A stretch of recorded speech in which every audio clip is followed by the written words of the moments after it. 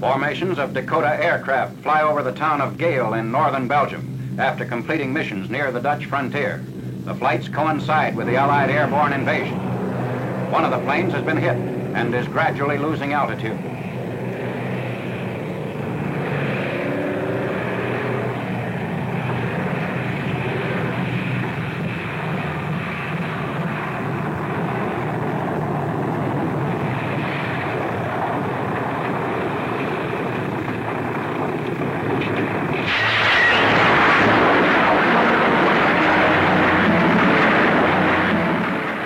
Crew bailed out. Other Second Army troops passed burning wreckage en route to Eindhoven for the junction with men of the 1st Allied Airborne Army, who landed on the 17th. Eindhoven was captured soon after the first American paratroopers touched Dutch soil. All important bridges in the area also were secured.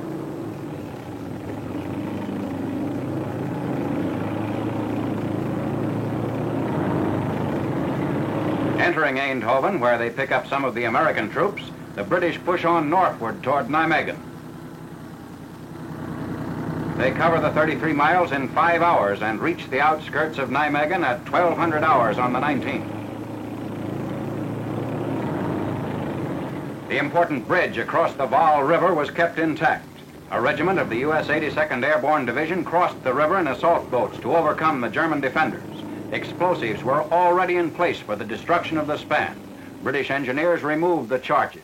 Seizure of the bridge without mishap constitutes an important victory, for without it, the Vaal River would have been a formidable obstacle.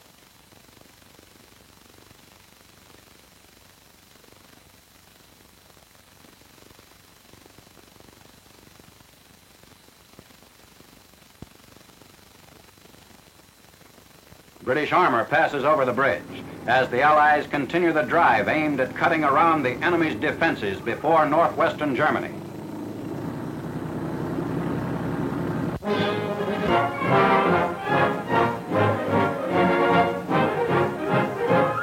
From North African bases, British and American air forces prepare for the most delicate air mission ever attempted, the bombing of Rome, capital and arsenal of Axis Italy. For weeks, crews study detailed charts of the city. Maps carefully marked are memorized. Holy shrines, churches, and hospitals are specifically designated with circles and crosses. Orders are, these non-military objectives must not be damaged, but military targets alongside must be blasted. Pilots, navigators, and bombardiers, selected for their perfect record in precision bombing, swarm over the Mediterranean. 500 huge bombers in wave after wave. Below lies Rome. The planes follow the River Tiber, winding around strategic railroad yards and war plants. The Italians have been warned by leaflets dropped from Allied planes. Now, bombs.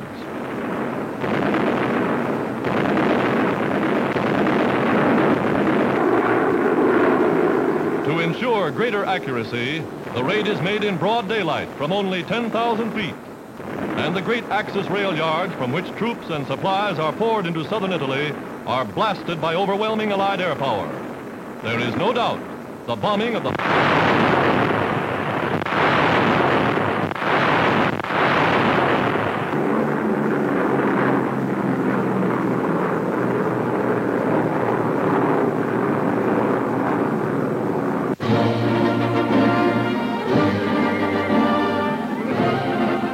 First crack in the Axis has come.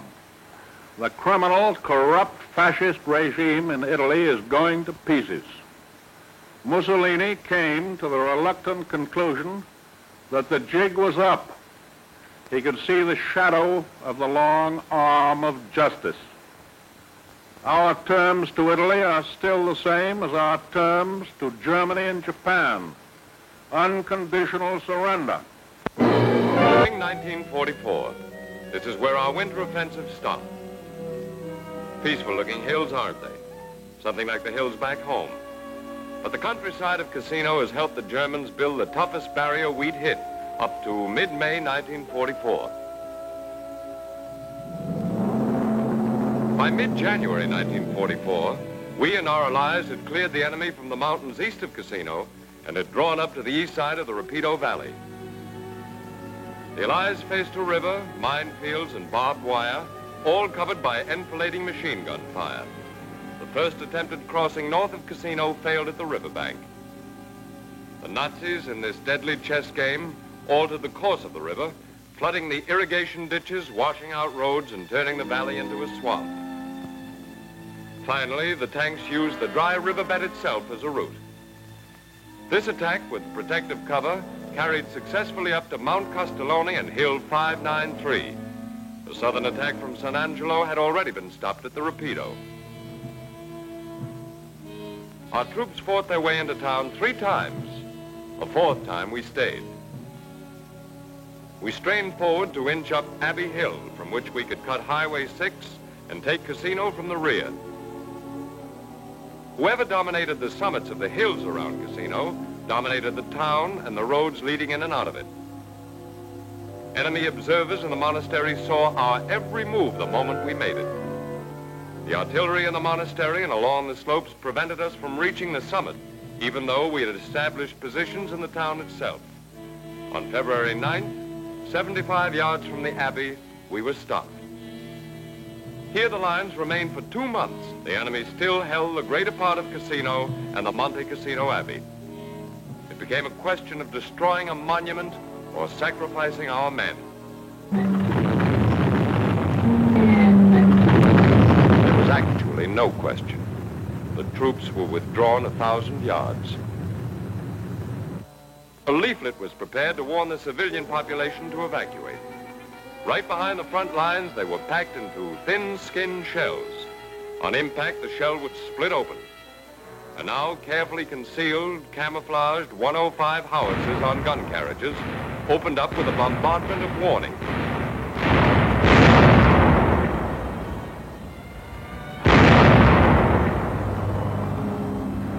"9:28 a.m., February 18th. A-20s were airborne. 226 bombers took part in the attack.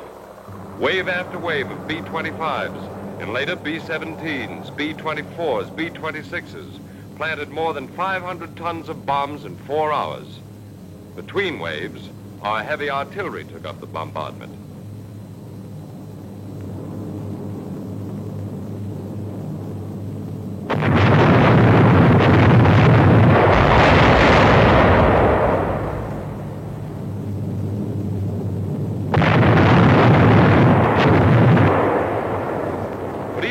Bombardment, the stalemate still existed.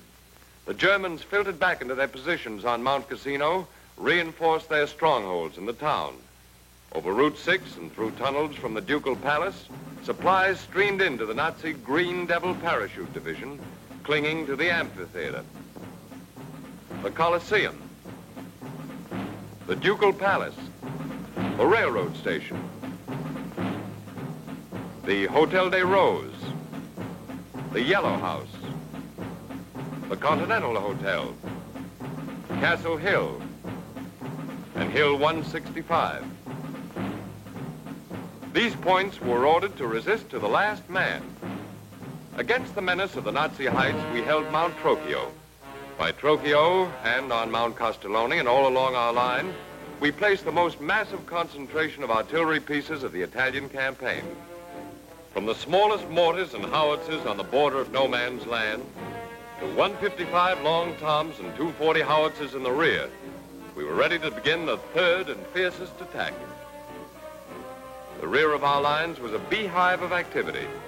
Troops and M4 Shermans moved up, and at every airfield in the Italian theater, planes were being ready to wipe a city off the map.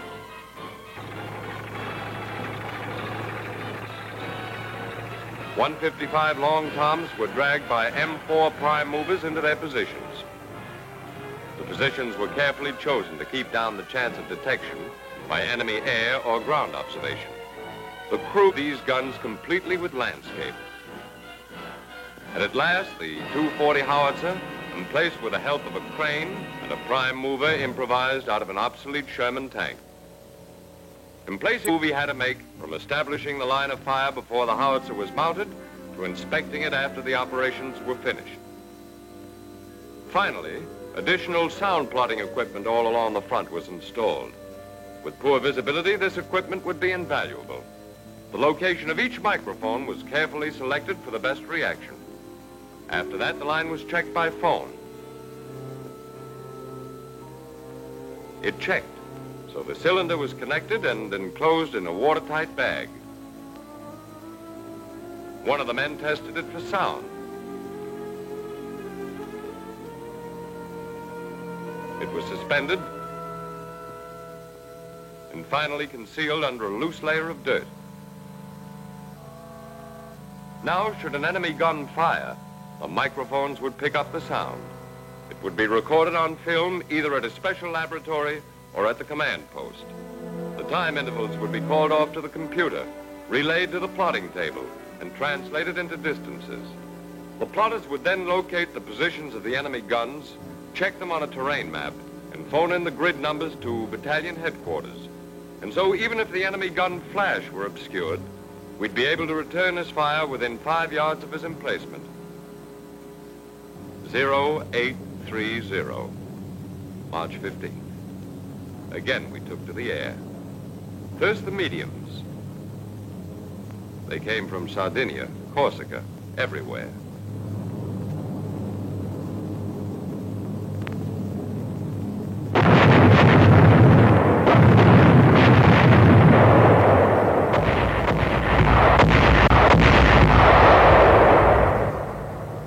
The heavies of the Strategic Air Force, B-24s, B-17s. 1,400 tons in 4.5 hours.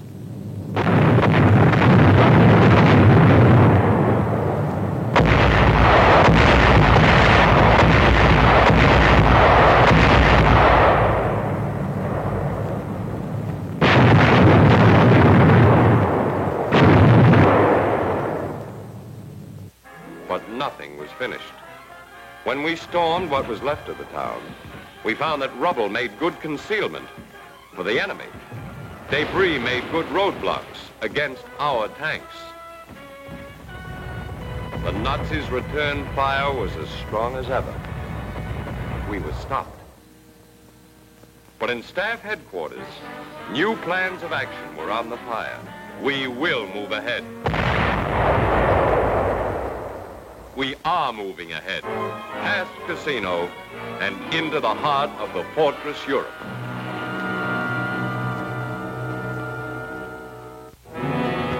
The weapon to burn out enemy strong points.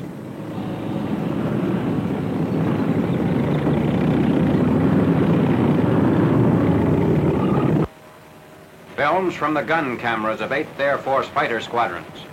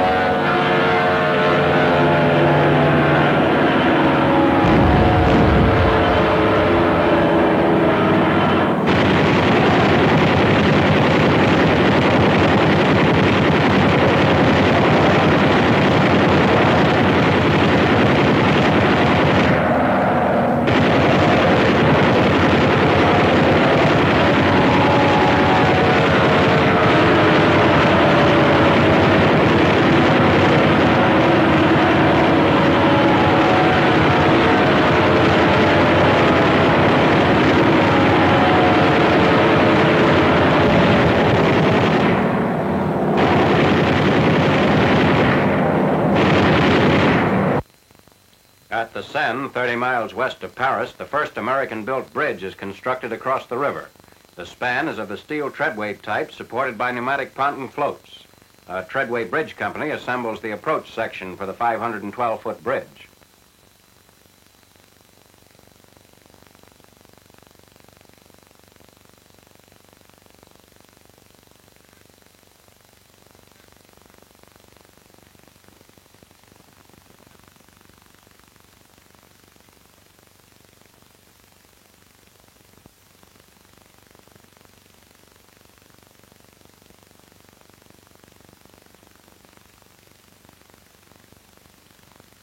Engineers report the job was completed in record time. On 24th August, exactly 4 minutes after the last pin was driven, the first armor rolls across to the north bank of the Seine.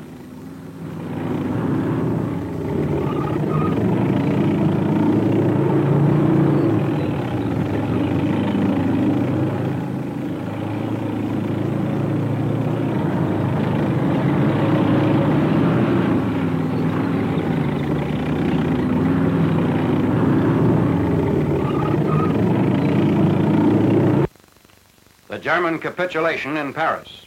General Leclerc is present as the Nazi garrison is officially surrendered by its commander, Lieutenant General Dietrich von Scholtitz.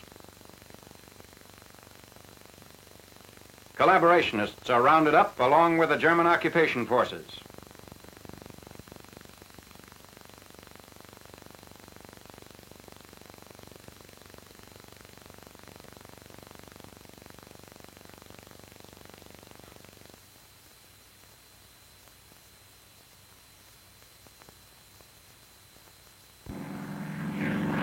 At the Arc de Triomphe, huge crowds of Parisians see General Charles de Gaulle honor the unknown French soldier.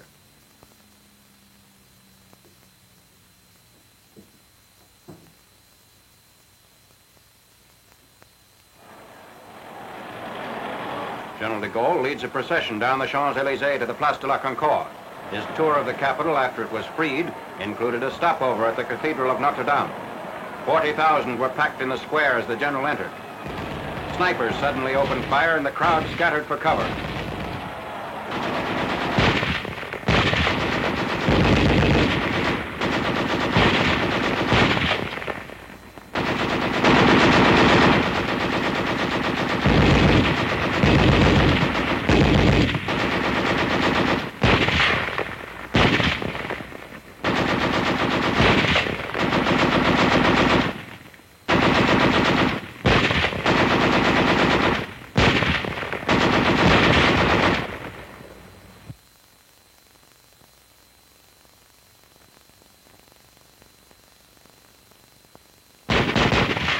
The snipers were active in various parts of the city, firing from windows and rooftops into heavy crowd concentrations.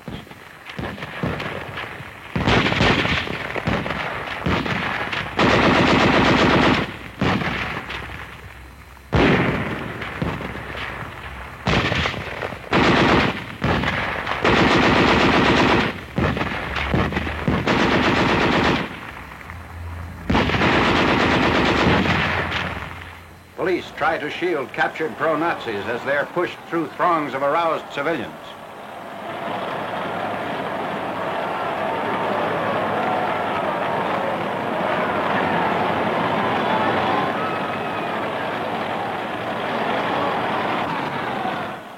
General Dwight D. Eisenhower visits Paris.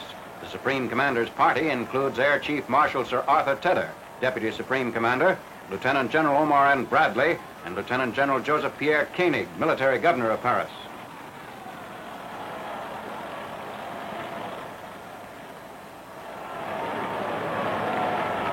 The first parade of American troops in the newly liberated capital of France.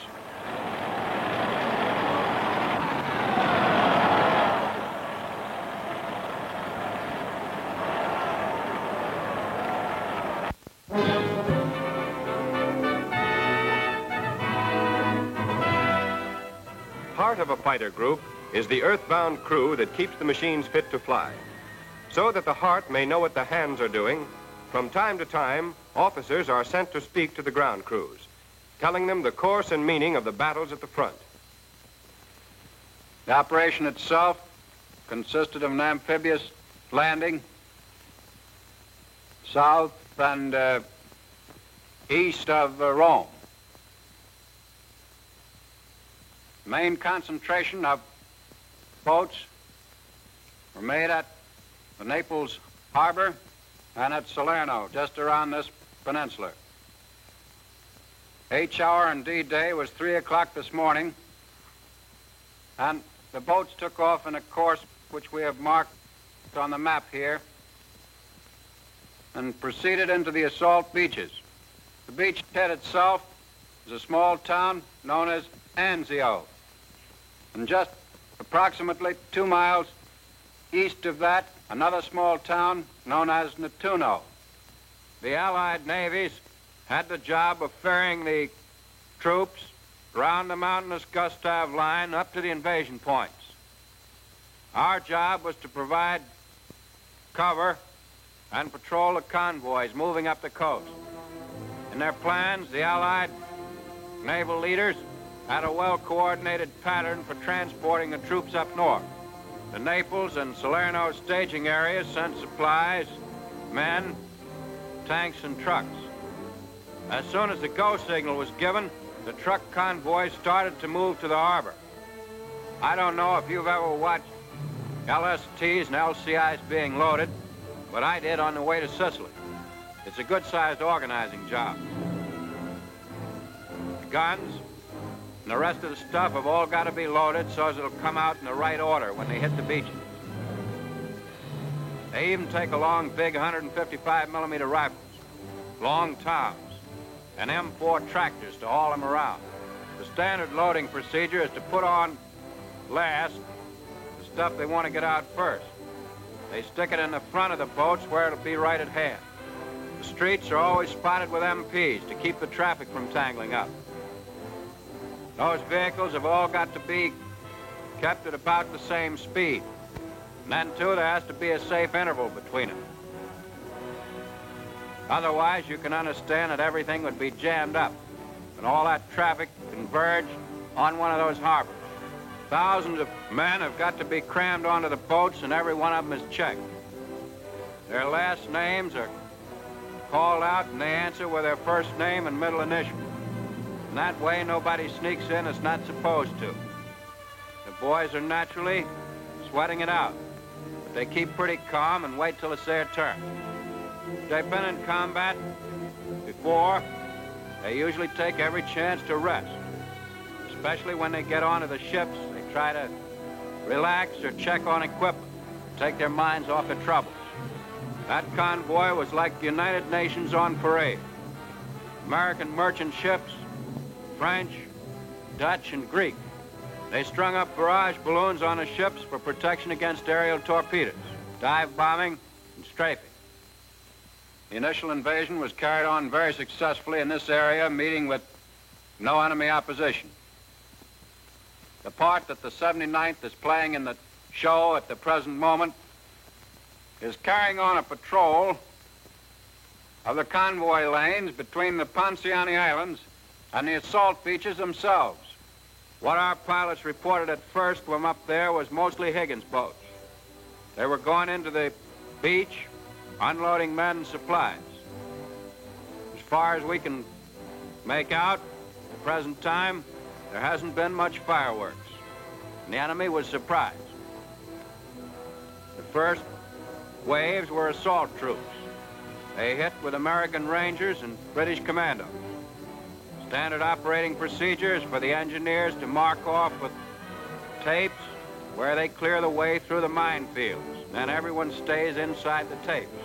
They brought in M4 tanks right away to move on to the other side of town. During this time, the ducks kept rushing back and forth, carrying supplies from the ships offshore. The enemy had retreated when they were surprised, so the troops advanced through the town. They're supposed to move up single file along the side of the road, out of the way of the vehicles, which naturally use the roads at the same time. For those first vehicles, they sent in M10 tank destroyers against mechanized counterattacks. All this time, the planes of the 79th were patrolling the convoy lanes. They're also throwing a fighter cover of 16 aircraft over the assault area itself. The initial sorties were confined solely to patrol, but we've now been released for the purpose of strafing.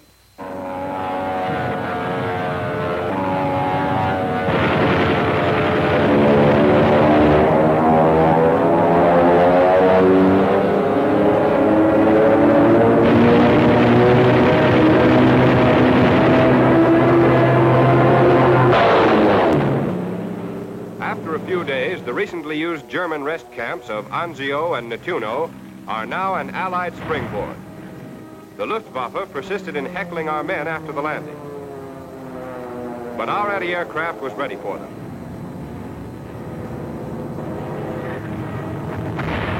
There was some damage, but our beachhead was already secured and remained secure despite growing pressure from the enemy. The inevitable counterattack led by German artillery came, but their fire was answered. A dive bomber sneaked in to get a loaded munitions boat, but they didn't have a chance to drive us from our newly won position.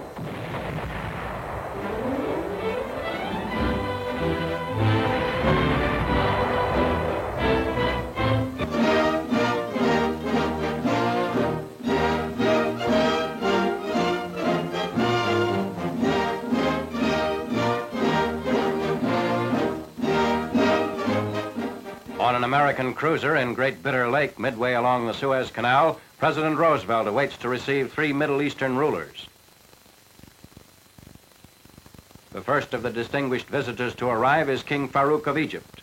Accompanied by Admiral Leahy and other members of his party, he greets the president and meets Anna Botiger, the president's daughter. In the conversations that followed, President Roosevelt and the king talked over many questions affecting Egyptian-American relationships. The president stressed the importance of expanding trade relations and discussed the post-war position of American air bases in Egypt. Later the same afternoon, Haile Selassie, Emperor of Ethiopia, arrives at the president's headquarters. He's accompanied by J.K. Caldwell, the American minister accredited to him, and several dignitaries. In his talk with the emperor, the president spoke in favor of improved communications between Ethiopia and the United States, particularly by air. The emperor enthusiastically endorsed the president's wish for closer relations between the two countries.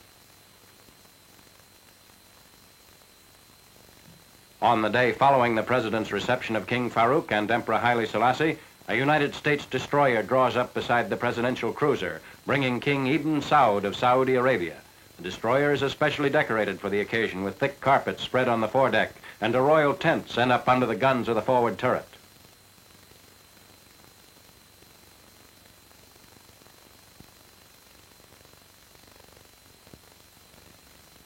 King Ibn Saud is accompanied by Colonel William A. Eddy, Marine Corps retired, American minister to Saudi Arabia. The discussions between the monarch and the American president centered on economic relationships between Saudi Arabia and the United States. The American oil concerns have members of the king's party inspect the cruiser.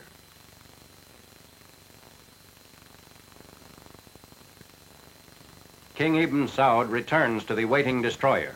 The president's meeting with the Arabian ruler is expected to do much to clarify Middle East problems and to make for better relations between the Arab world and the Western nations.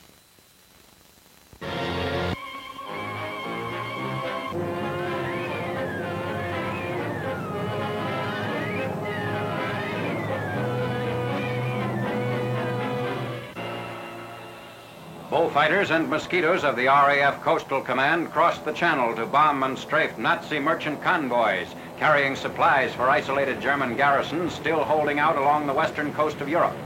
Some ships are attacked en route, others trapped inside the ports of beleaguered cities.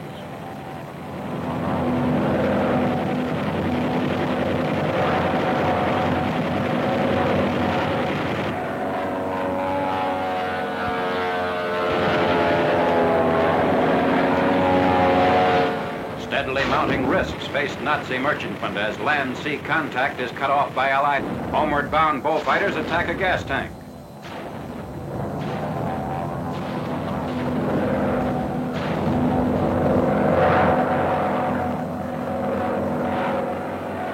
Air Corps films of American 8th Air Force fighter bombers strafing ground targets.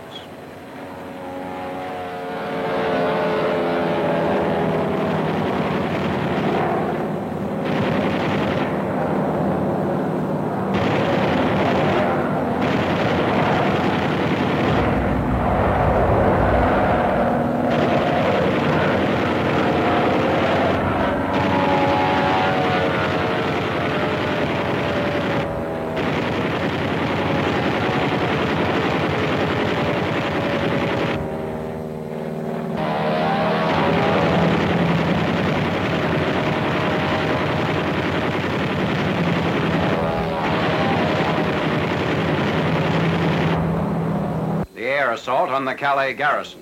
RAF Lancasters, Halifaxes, and other heavies, dropping thousands of tons of bombs, score direct hits on Nazi strongpoints along the French coast port.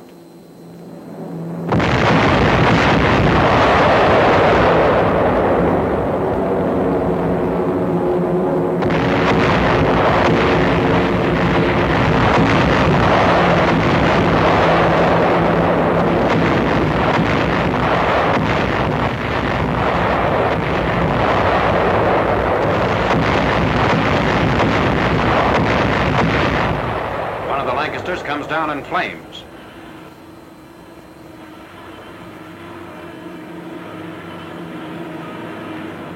This bombardment is preliminary to the truce arranged for the evacuation of civilians. Calais was captured on 1st October. A German pillbox and cross-channel gun position at La Trésorerie near the surrendered port of Boulogne. The 305mm gun is part of the vast installations captured by the Canadians. For the city of Dover, silencing of these long-range weapons ends 4 years of German shelling. It is estimated that the total number of shells dropped on Dover was 2,226.